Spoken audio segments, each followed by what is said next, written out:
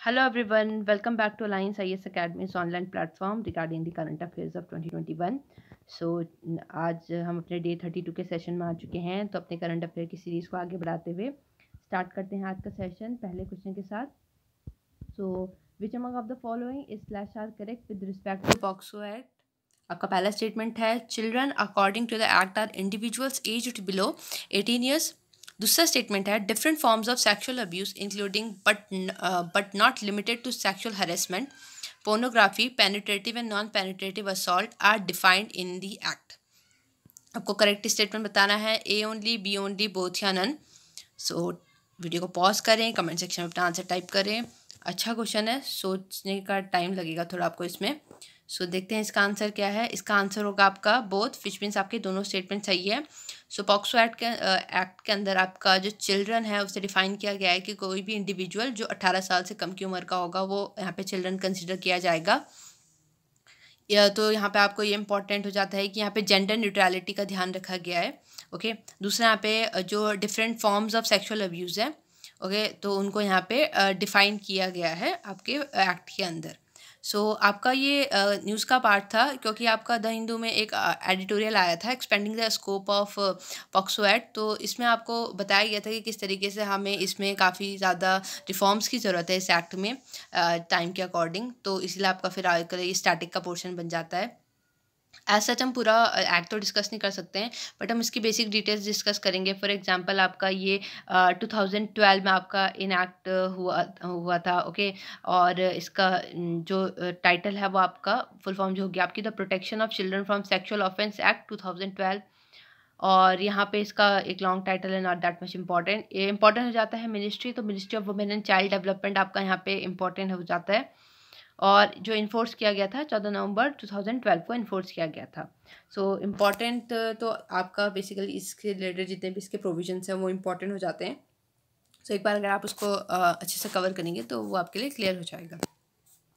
Next question की तरफ बढ़ते हैं. Human capital index released by, आपको बताना है इसे कौन रिलीज करता है. पहला है वर्ल्ड बैंक, दूसरा है नीति आयोग, तीसरा है world economic forum and the last one is none of the above. So देखते हैं इसे कौन रिलीज करता है. सो इसका आंसर आपका ए, विच मीन्स आपका वर्ल्ड बैंक इसे रिलीज़ करता है. तो बेसिकली ह्यूमन कैपिटल होता क्या है.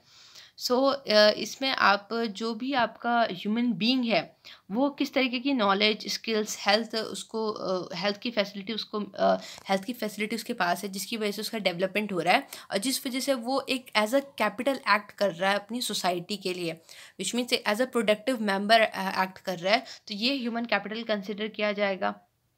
ओके. तो अब यहाँ पे ये जो आपका इंडेक्स है ये 98% वर्ल्ड पॉपुलेशन को कवर करता है. ह्यूमन कैपिटल आप समझ चुके हैं. तो ये बेसिकली यही चेक करता है कि कितना प्रोडक्टिव एक जो ह्यूमन बीइंग है अपनी सोसाइटी के लिए यहाँ पे दिख रहा है.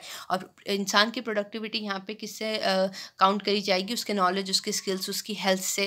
क्योंकि जितना इंसान जितना ह्यूमन बीइंग नॉलेजेबल होगा उतना प्रोडक्टिव, उतना वो सोसाइटी को प्रोडक्शन में हेल्प कर सकता है. Production in every sense like, okay, जितना उसका स्किल्स होगा उससे बेनिफिट होगा सोसाइटी को. जितनी अच्छी उसकी हेल्थ होगी वो भी सोसाइटी के लिए एक ह्यूमन कैपिटल के तरीके से उसको हेल्प कर सकता है. सो इंडिया का इसमें जो रैंक था आपका 2020 में ये 116 था. और हमारा लास्ट ईयर का जो रैंक था 115 था 157 कंट्रीज़ में. सो इस साल 116 है 174 कंट्रीज़ में.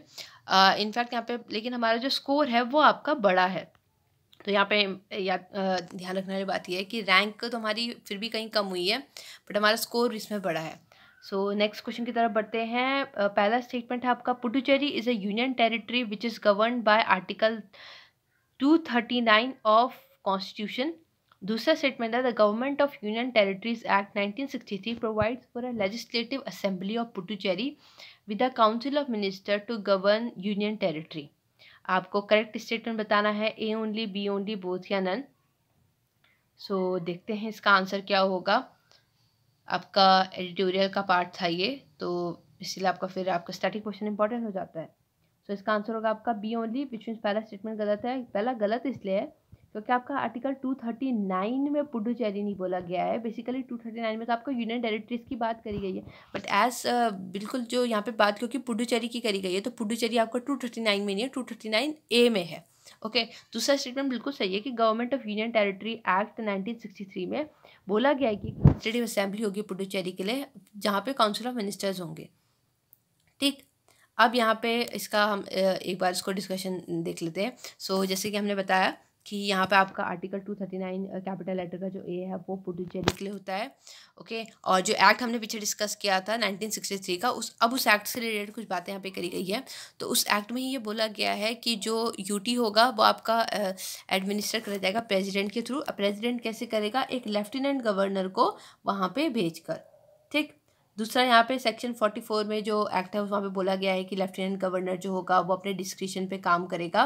ओके, तीसरा यहाँ पे ये बोला गया है कि अगर लेफ्टिनेंट गवर्नर और जो मिनिस्टर्स हैं उनके बीच में आपका कोई ओपिनियन में क्लैश होता है, तो यहाँ पे जो एडमिनिस्ट्रेटर जो भी बोल सकते हैं उसे, तो वो आपका क्या होगा, बाउंड होगा कि वो उस मैटर को प्रेसिडेंट को रेफ़र करे और वो उसी तरीके से काम करे जैसे प्रेसिडेंट वहाँ पे बताएगा। ठीक है, तो यहाँ पे क्लियर हो जाता है कि दिख रहा है आपको एक नॉमिनेटेड बॉडी और एक इलेक्टेड बॉडी के बीच में अगर क्लैश होता है तो यहाँ पे जो आपका लेफ्टिनेंट गवर्नर है वो बाउंड है कि वो प्रेसिडेंट को फिर उस मैटर को रेफ़र करेगा। नेक्स्ट अगर इसमें हम डिस्कस करें तो यहाँ पे एक और चीज़ बताई गई है कि अगर एडमिनिस्ट्रेटर चाहे तो किसी मैटर को अर्जेंट बताकर उसमें एक्शन ले सकता है। ओके, और इसमें इनफैक्ट कई जगह यहाँ पे बताया गया कि कहाँ कहाँ पे आपका जो एडमिनिस्ट्रेटर है, prior sanction of administrator is required for certain legislative proposal, तो ये भी यहाँ पे बताया गया है। तो देखिए यहाँ पे देख सकते हैं किस तरीके से आपका किस सेक्शन को एम्पावर किया गया है। सो यहाँ पे बिल्स बता रखे हैं, आप एक बार इसको पॉज करके पढ़ सकते हैं। सो लेफ्टिनेंट गवर्नर जो होगा आपका वो प्रेसिडेंट के थ्रू अपॉइंट होगा 5 साल के लिए। आर्टिकल 239 से लेकर 242 तक आपका जो पार्ट 8 है इंडियन कॉन्स्टिट्यूशन का, वहाँ पे आपका यूनियन टेरिटरीज़ की बात करी गई है। वहाँ पे बोला गया कि हर टेरिटरी को प्रेसिडेंट एडमिनिस्टर करेगा और वहाँ पे एक एडमिनिस्ट्रेटर होगा जिसे प्रेसिडेंट अपॉइंट करेगा। ठीक, अब यहाँ पे इम्पॉर्टेंट ये है कि जो एडमिनिस्ट्रेटर होगा वो as a agent of president होगा, not a head of state. क्योंकि जैसे हम स्टेट की बात करते हैं तो वहाँ पे जो आपका गवर्नर होता है वो हेड ऑफ द स्टेट होता है, ना कि एजेंट ऑफ प्रेसिडेंट।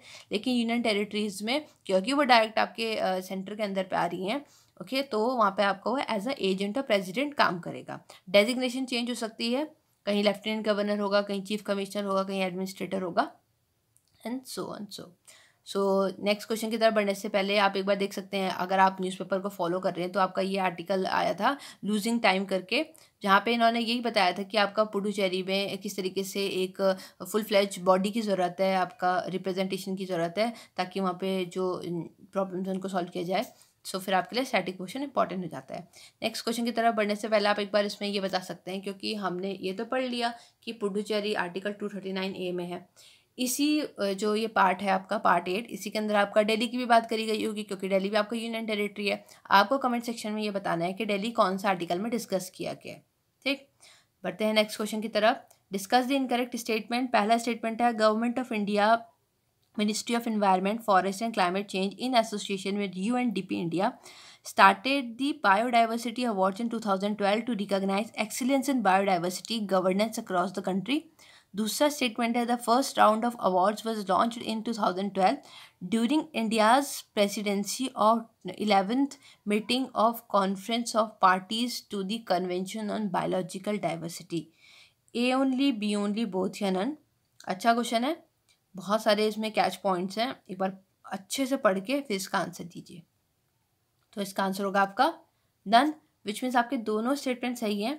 पहला स्टेटमेंट बिल्कुल सही है, 2012 में आपका ये अवार्ड स्टार्ट हुआ था ministry of environment with UNDP India के साथ मिलकर।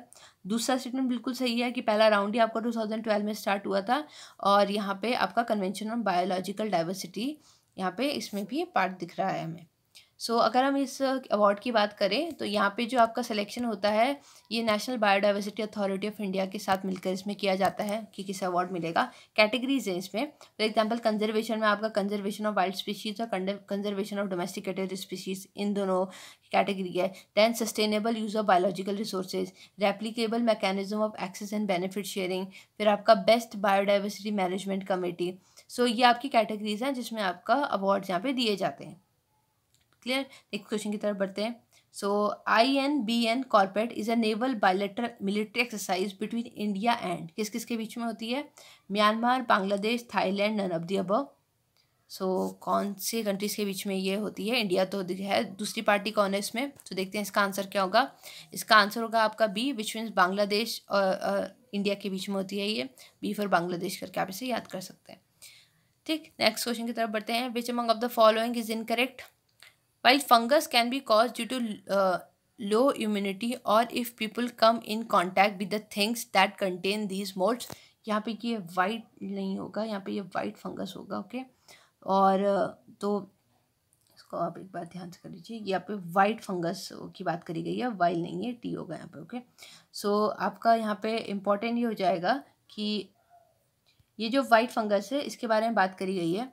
सो पहला स्टेटमेंट ज़्यादा, दूसरे स्टेटमेंट ये कहते हैं कि this infection can not be diagnosed through CT scan और एक्सरे। तीसरा स्टेटमेंट है the exact cause is yet unknown and the last statement is none of the above. So देखते हैं इसका आंसर क्या होगा। सो फंगस की बात करी गई है, जो आपका जितने भी रिलेटेड फंगस चल रहे हैं यहाँ पे आपके, तो अगर आप इसको एक बार वो भी कर लें, इग्नोर भी कर सकते हैं, तो आपको एक बार पता चल जाएगा कि मोस्टली फंगस से रिलेटेड बात कर रहा है जो आजकल आपकी डिजीज़ चल रही है। सो देखते हैं इसका आंसर क्या होगा। इसका आंसर होगा आपका बी, विच मीन्स दूसरा स्टेटमेंट गलत है, क्योंकि यहाँ पे कैन नॉट डायग्नोज नहीं होगा, ये सिटी स्कैन और एक्सरे से पता चल रहा है इन्फेक्शन। ओके, सो इसीलिए आपका दूसरा स्टेटमेंट गलत हो जाता है। और अगर इस फंगस की बात करें तो ये उन लोगों को हो रहा है जिनकी इम्यूनिटी लो है। ओके, और जो वाइट फंगस के पेशेंट्स हैं वो हो सकता है कि वो कोविड में सिम्टम्स में नेगेटिव दिखाएं, लेकिन उनको वाइट फंगस हो सकता है, सिटी स्कैन और एक्सरे से डिटेक्ट हो रहा है। इसका एग्जैक्ट कॉज अभी तक पता नहीं है। अब इसमें आप ये भी देख सकते हैं कि किस चीज़ को अफेक्ट करता है वाइट फंगस, तो ये nails, skin, stomach, kidney, brain, private parts and mouth को। ठीक, नेक्स्ट क्वेश्चन की तरफ बढ़ते हैं। World bee day has been observe down, कब ऑब्जर्व किया जाता है? May 15, May 24, May 20, none of the above. क्योंकि अभी का क्वेश्चन, अभी के करंट अफेयर्स हैं, इसीलिए आपके ऑप्शन जितने आसपास हैं। सो देखते हैं इसका आंसर क्या होगा। इसका आंसर होगा आपका सी, विच मीन्स आपका May 20 को सेलिब्रेट किया जाता है।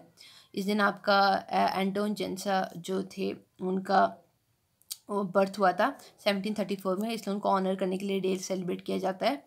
तो 2021 की थीम भी आप यहाँ पे देख सकते हैं। नेक्स्ट क्वेश्चन की तरफ बढ़ते हैं। Discuss the correct statement. Corpse flower is a ultra rare plant which is known to bloom once every 15 to 20 years. दूसरा स्टेटमेंट है the plant is native to Thailand. तीसरा है the average corpse flower has a life span of about 3 to 4 decades। आपके option हैं A and B only, C only, all of the above, none of the above. So देखते हैं इसका answer क्या होगा। आपका करंट अफेयर का part था तो आपको अच्छे से क्लियर होगा फिर ये तो। सो इसका आंसर है आपका सी ओनली, विच मीन्स पहला और दूसरा स्टेटमेंट गलत है। गलत इसलिए है क्योंकि 15 to 20 ईयर्स यहाँ पे गलत है, और दूसरा थाईलैंड नहीं होगा। तो देखते हैं क्या होगा। सो बेसिकली जो फ्लावर है आपका ये हर 7 to 10 ईयर में ब्लूम करता है। ठीक, one of the largest flower consider किया जाता है वर्ल्ड का, और ये इंडोनेशिया का नेटिव है, इसीलिए आपका ये आंसर पीछे गलत था। और इसका लाइफ स्पैन जो होता है 3 to 4 decade होता है। पंजेंट से स्ट्रेंथ होता है इसमें। ओके, और सो ऑन आप इसमें एक बार पढ़ सकते हैं। नेक्स्ट क्वेश्चन की तरफ बढ़ने से पहले, अगर आपने ये क्वेश्चन आपका सही हुआ होगा तो आपको ऑब्वियसली पता होगा कि इसका IUCN स्टेटस क्या है, तो आप उसे कमेंट सेक्शन में टाइप कर सकते हैं। नहीं पता तो एक बार सर्च करके ज़रूर क्लियर करके टाइप करिए। नेक्स्ट क्वेश्चन की तरफ बढ़ते हैं। The West Bank was in news recently is located to the west of, किसके वेस्ट में होता है ये? Mediterranean sea, red sea, Lebanon, dead sea. So देखते हैं कौन से उसके आपके उसमें वो होता है ये। ध्यान रखिएगा वेस्ट पूछा है, किसके वेस्ट में होगा। सो जिन लोगों ने आपका अलायंस IAS अकेडमी के जो आपका वीकली टेस्ट सीरीज़ ज्वाइन किया है तो उन्हें ये आंसर बिल्कुल पता होगा, क्योंकि ये काफ़ी डिस्कस हो चुका है पहले से। सो इसका आंसर होगा आपका डी, विच मीन्स आपका डेड सी होगा। सो आप यहाँ पे देख सकते हैं कि अगर हम इसको थोड़ा जूम करें तो आपको यहाँ पे दिखेगा, ये आपका यहाँ पे डेड सी है, और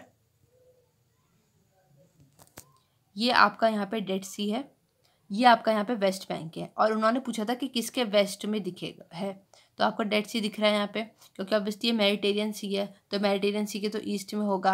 ओके, और फिर आपका लेबनान यहाँ पे ऊपर की तरफ है, तो लेबनान के तो आपका नीचे की तरफ को दिख रहा है, तो इसलिए आपका ये आपका यहाँ पे आंसर होगा आपका डेड सी। ठीक, नेक्स्ट क्वेश्चन की तरफ बढ़ते हैं. So, consider the statement about the Financial Action Task Force. It is an intergovernmental body established in 1989 on the initiative of G20. Second is, it is a policy-making body which works to generate the necessary political will to bring about national legislative and regulatory reforms in various areas. Third statement is, the FATF Secretariat is housed at the OECD headquarters in Paris. आपके option हैं 1 and 2 only, 2 and 3 only, 1 and 3 only, 1, 2 and 3 only. Pause करें, comment section में answer type करें, फिर वापस आके check करें. सो इसका आंसर होगा आपका बी. सो आप इसमें ना एक ट्रिक भी क्या है आपको पता ही होगा. यहाँ पे आपका G20 इज़ नॉट करेक्ट, यहाँ पे G20 नहीं होगा. तो अगर आप 1 ऑप्शन हटाते हैं तो आपका डायरेक्ट यहाँ पे आंसर आ रहा है 2 and 3. FATF हम इससे पहले बहुत बार डिस्कस कर चुके हैं. तो FATF का बाकी स्टेटमेंट सही है कि पॉलिसी मेकिंग बॉडी है. इसका सेक्रेटरीट आपका OECD के सेक्रेटरीट में ही है. सो इसको ज़्यादा आगे डिस्कस नहीं करेंगे. सो इसके साथ ही हम आज के सेशन के एंड पे आते हैं. आई होप आप लोगों ने अच्छे से पार्टिसिपेट किया होगा, अच्छे से अपने स्कोर चेक किया होगा. So on this note, thank you guys, thank you for participating, thank you for everything. Stay home, stay safe, stay healthy. Thank you so much.